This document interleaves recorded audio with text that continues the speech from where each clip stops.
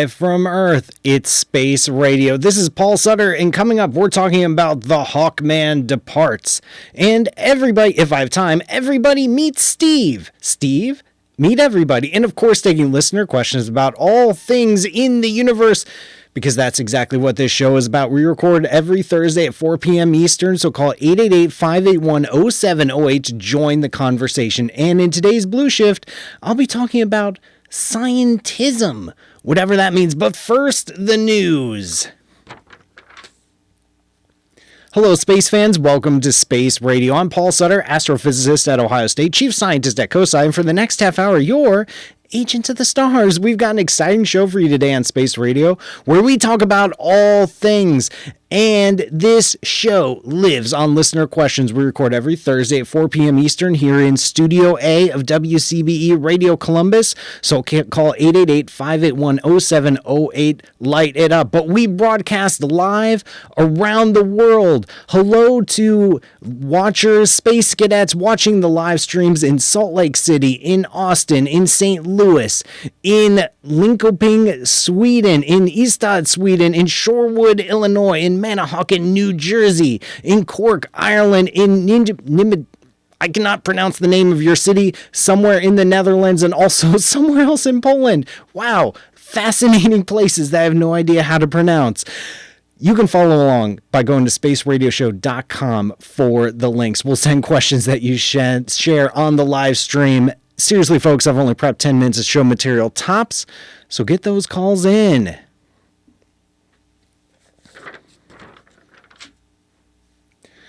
Before I start taking questions, though, I need to share some news, and it's a downer news, of course, but it's also an opportunity to explore some wonderful physics and to talk about some wonderful legacies. And I'm talking, of course, about the recent passing of Stephen Hawking, legendary physicist in the public eye, did some seriously interesting work and pivotal and very important work, especially back in the 70s and 80s, about the nature of black holes and the nature of reality. And to get things started, I don't know how long I'm going to talk about Stephen Hawking. If you have questions about Stephen Hawking and his legacy, go ahead and put them in the live stream now. If you're just now listening and it's after the broadcast, I'll talk about it next week. It's fine. It's fine. I'll go back and revisit old topics to talk about where Stephen Hawking fits into the bigger picture. I want to go back all the way to the late 1800s, mid-1800s. Mid-1800s, we were starting to uncover this phenomenon of thermodynamics, of how heat engines work in things like entropy and exchange and work. All these very cool physics that today are totally old hat and boring, unless, you're a thermodynamicist, in which case is the most interesting thing in the world. But at the time, that was the forefront of physics. In mid-1800s, go to the late 1800s, it's through studying thermodynamics and the more physical description, which we call statistical mechanics, is how we began to uncover quantum mechanics. It was in the late 1800s, early 1900s that we first started to understand quantum mechanics, and it was through studying heat. Simultaneously, exactly parallel in the 1800s, we were also understanding electricity and magnetism and light, culminating again in mid-1800s with James Clerk Maxwell coming up with electromagnetism, this unified theory. And it was by studying electromagnetism and focusing on that, Einstein led us to relativity, special relativity, and then general relativity. And so at the time, in the 1800s, we had these two pillars. We had thermodynamics and we had electromagnetism. They evolved, or they became, our concepts of quantum mechanics and general relativity. And now, those are the current pillars of our current epoch and our current level of understanding. Stephen Hawking was studying gravity. He was a relativist. He was studying the nature of gravity. He was studying gravity under the most extreme of circumstances, black holes, and he discovered something incredibly interesting. He discovered that there's a link between black holes and thermodynamics. He discovered that black holes aren't 100% black. They are slightly warm. They glow just a little bit. They emit just a tiny, tiny bit of radiation, but it's there. And the way they emit radiation, the statistics of how they emit radiation is the exact same statistics as how a light bulb emits radiation or the sun emits radiation. The laws of thermodynamics apply to black holes. Nobody would have guessed that. Nobody would have figured that out. Nobody would, but it was Stephen Hawking that through his work was able to prove that there is this deep connection, a connection that we still don't fully understand. Why do black holes radiate? Well, we don't know. That is an active topic of investigation, but it seems so promising because 100 years ago, studying thermodynamics led us to quantum mechanics. Maybe studying the thermodynamics of black holes would lead us to quantum gravity, would lead us to the next step of understanding. We honestly don't know. And that's where he fit in. That was his major puzzle piece that he put into place. Now, there's so much more to say about Stephen Hawking, but we've got a call. And so I want to jump to the call.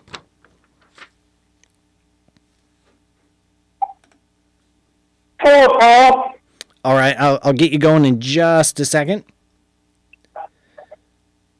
Is this Larry on the line? This is Larry. All right, just a second. We've got a caller. Hey, Larry, thanks for calling Space Radio. Where on earth are you? Austin, Texas. Long time chatter, first time caller. All right, And I know I know you don't care about lithium, but I have a question about lithium. In the early universe, when it became transparent, it was still hot, and the lithium had to combine with hydrogen to make lithium hydride. When it is cooled enough to make a small body, mostly hydrogen, some helium, and a little bit of lithium, but to differentiate. And when the stars started to form, the population-free stars, they would blast it and get rid of gas, and could it leave a lithium hydride planet?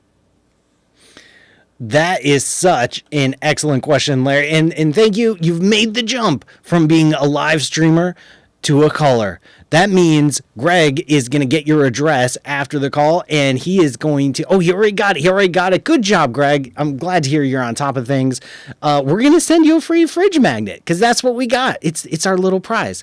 And wonderful, wonderful question. So in the super early universe, which was also another topic of Stephen Hawking's research, in the super early universe, you have in the first second, you make the first protons and neutrons, and then between minute number 3 and minute number 20 is when you have the first nuclear fusion going on, where those fundamental elements are combining to make heavier things. They're making the first hydrogen, they're making the first helium, and they're making a tiny, tiny bit of lithium. By the way, listeners, if you don't understand the joke about why I don't like lithium, I did a wonderful collaboration video with Jean-Michel Gaudier a few months ago, and pretty much all we did was dog how unimportant lithium is in a cosmic sense. And I don't know why we started that, but it was really funny, and now it's a joke. So that works. So I have a thing against lithium, apparently. Now, Larry's question is there enough lithium for it to condense and congeal to make, say, a lithium planet? Is there enough chunk of lithium? And when we go back to the early universe, stars start forming in the first 200 million years. And when those stars form, there are almost purely hydrogen, a little bit of helium, and then a tiny, tiny bit of other things like some lithium isotopes. There is not enough lithium concentrated enough in enough small areas to form a planet in that early universe. It's too thin. It's too distributed. There are only these rare tiny pockets where even hydrogen can cool down enough and concentrate enough and condense enough in order to ignite fusion. And from there, it's the fusion happening inside of those stars and first supernova that seed the universe with the other heavier elements. Enough generations have to go by to get enough heavy stuff out there so that, 6-8 billion years down the line, you can actually form something like a rocky planet or an icy planet. It takes multiple generations of stars to get that going. In the early universe, there is some lithium floating around, don't get me wrong. But once again, lithium is not up to the task of being a serious element and doesn't even have enough to form a planet, let alone stars. Now, Larry, do you have any follow-up questions based on what I just said? Well, the lithium is bound to form lithium hydride, right? That is correct. So lithium can combine, will very quickly... But it wouldn't last because it gathers in the stars. The plasma would rip it apart back to lithium and hydrogen. So lithium doesn't matter. You're right.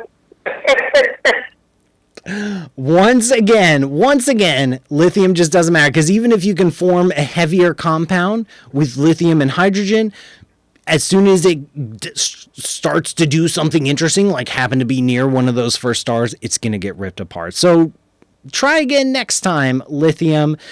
Maybe you'll do something interesting in the universe. Thank you so much for calling, Larry. We're going to take a quick break, folks. Don't forget to call 888-581-0708 to join the conversation, or you can become a space cadet on the always vivacious live stream chat room. Go to spaceradioshow.com for the links. And hey, I gotta give a shout out. I record these at WCBE Radio here in Columbus. They're doing a spring fundraiser. They're paying the bills to keep the lights on. You are too, through patreon.com/PM Sutter. But WCBE is making Space Radio possible. So could you become a sustaining member today? Visit WCBE.org and hit the donate button on that homepage. I would really appreciate it. None of that money goes to me. All of it goes to Greg, and he's got a starving family. I've seen them. They're emaciated. They have those little bellies because they don't get enough protein in their diet. Like, it's rough. It's rough. And so you could really help out Greg and his family and everyone else at the station, and keep the electricity on. Go to WCBE.org and hit donate on the homepage, or go to their Facebook page. Just look up WCBE. We'll put a link on spaceradioshow.com. And also you can go to patreon.com/PM Sutter is another way, an alternate path to supporting the show. So many ways. Isn't that wonderful? We'll see you after the break.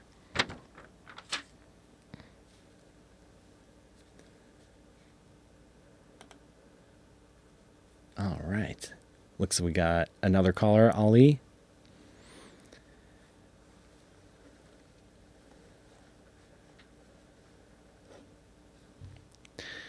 Welcome back, everyone. I'm Paul Sutter, and this is Space Radio. We've got another listener question ready to go, but remember, you can join the conversation by calling 888-581-0708 or by following the live streams. Check out spaceradioshow.com for the links. Now, we've got Ali on the line. Thank you so much for calling. Where on earth are you? Hi, Paul. I'm in Salt Lake City. All right. You've called before, haven't you? Yes. Oh, thank you so much for calling again. Good to have you back on the show. Now, what's up? What are you asking about today? So I had this question. What would happen if in the Heisenberg's uncertainty principle, what would happen if the Planck's constant becomes bigger or smaller? Would that change, would that change the momentum of the particles, or would that change maybe the progress of time? How would that work? Let's say, for example, in the patch of space that might happen, and assuming it can happen. That is such a wonderful, wonderful, deep question. I love it because it gives us an opportunity to play some thought experiment games, to talk about the role that these fundamental physics constants have in how the universe works. And when it comes to Planck's constant, I started the show talking about how thermodynamics, our study of it, led into quantum mechanics. It was through the work of Max Planck in the late 1800s that was studying a particular kind of radiation, where he discovered that radiation comes in tiny little packets. There's not just a flood of light the same way you can have a flood of water or a river. It comes in tiny little bullets, tiny little packets, each one called a photon, and the size of that photon is determined by the Planck constant.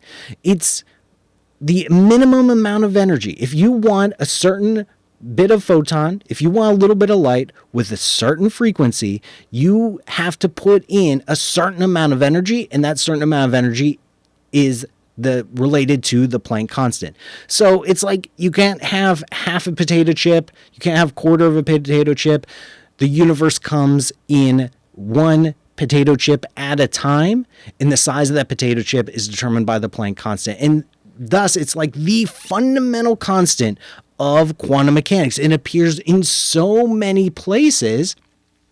For example, it appears in what we call the Heisenberg uncertainty principle, which is a limit to our fundamental knowledge of the universe. If we see a little particle and we want to measure little interesting things about those little particles, like its momentum, like its position, like its energy, etc., all the normal questions you would ask about a particle, you're going to be limited. The more you learn about a particle's position, the less you know about its momentum. The more you know about its momentum, the less you know about its position. And this isn't just like a difficulty like, oh, if we were smart enough, we would be able to crack this. This is built into the universe. This is a fundamental part of the quantum mechanical nature of the universe. It's through the Heisenberg uncertainty principle that Stephen Hawking was able to discover that black holes radiate, because there's this fundamental uncertainty. There's this fundamental fuzz to space-time itself that all leads back to the uncertainty principle. So your question is, if we were to start playing around with that Planck constant, because it's just a number that we discover in the universe, we don't have a reason, we don't have an exploration for that particular number, why it's that value and not half as big or twice as big or 3/4 as big. It's just a particular number that we discover. So if the number were to change, what would be the physical consequences? There would be so many physical consequences to a change that our universe would almost become unrecognizable. The relationship between energy and radiation, how much energy you need to make a bit of light, would become different. How much knowledge you can get on a particle's position before you start losing information on its momentum would be different. The amount of background fuzz in the universe that's a fundamental feature of space-time would be different. How quickly black holes radiate would be different. Even electronics, even the microchip, the semiconductor inside of your computer, inside of your smartphone right now its inner workings rely on quantum mechanical principles. It would be different. It might be so different if you were to start really playing around, like going nuts with the Planck constant.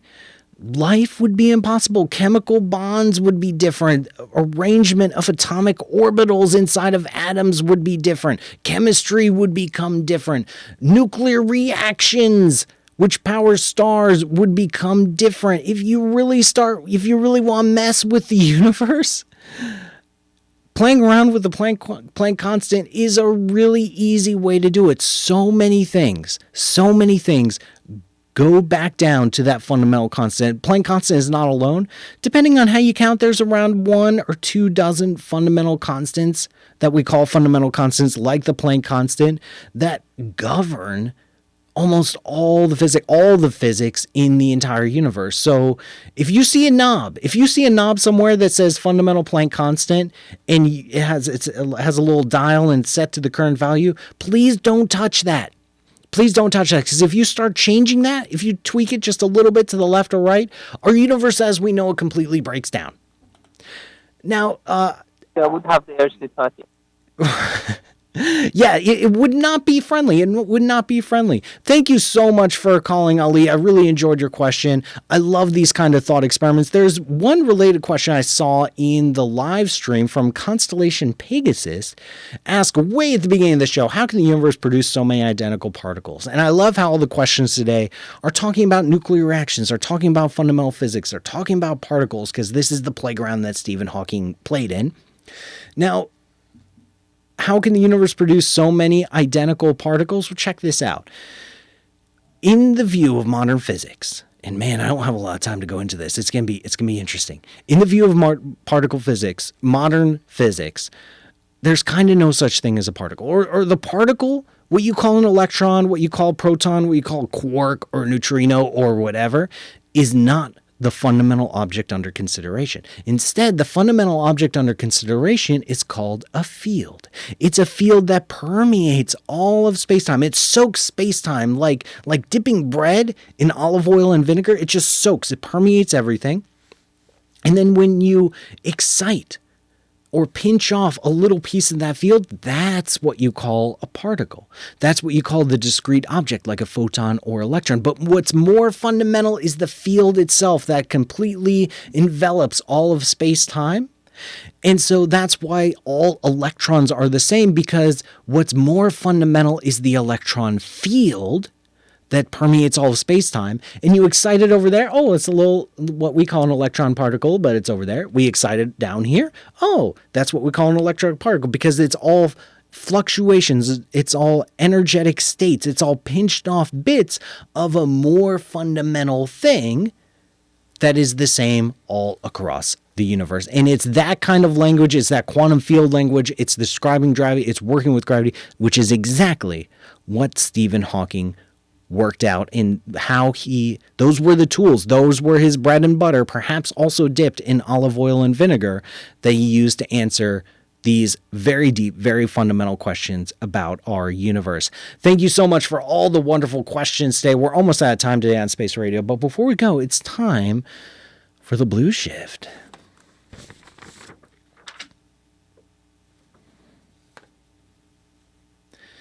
I'm Paul Sutter, and you're listening to Space Radio, and this is the Blue Shift, my opportunity to get a little bit closer to you. Now, I teased at the beginning I was going to talk about this thing called scientism.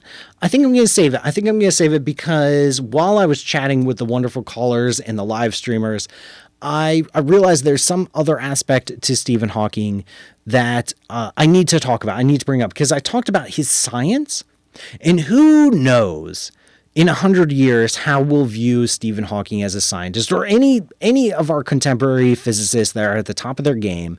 Who knows in 100 years how important their contributions will be. Sometimes you can call it, like when Einstein was around, everyone agreed, yeah, Einstein's going to be remembered for a really long time. Stephen Hawking, it's honestly hard to say, because the problems he was working on were different. The problems he was working on were harder. He had a lot of collaborators. There are a lot of people in the same era in the 70s and 80s that were working on similar problems, that were also making significant progress.